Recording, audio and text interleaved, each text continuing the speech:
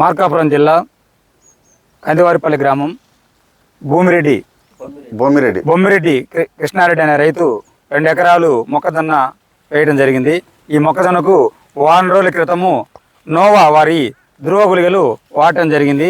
సరే, ఈయనకు ఏంటంటే ఈ నోవా ధ్రువ గురించి పేరు చెప్పడానికి సరిగా రావట్లేదు. కాబట్టి ఇది వాడిన తర్వాత దీన్ని ఇక్కడ 2 రకాలు పిలుస్తారు. ఒకటి కత్తెర పురుగు అంటారు, రెండోది మూవలో పురుగు అంటారు. ఈ మేజర్ ఏంటంటే ఇక్కడ ఈ గ్రామాలలో కత్తెర పురుగు అని పిలుస్తూ ఉంటారనమాట.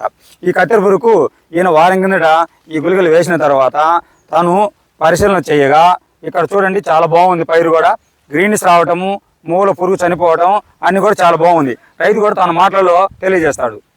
చెప్పండి సార్, ఎట్లా ఉంది పెద్ద ఆయన మీకు రెడ్డి గారు? తోట బాగానే ఉంది. మోగులగలు గాయత్రి కొట్లు వేసినాము.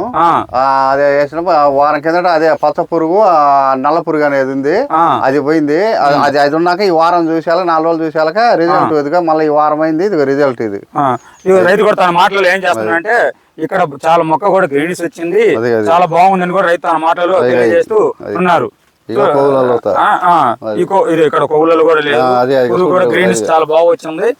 కొవ్వులలో కూడా లేదు, గ్రీనిష్ కూడా చాలా బాగా వచ్చింది. ఈ నోవా ధ్రువ వాడటం వల్ల మీ పక్క రైతులు కూడా మేము తెలియజేస్తాం అని చెబుతున్నారండి. Thank you sir.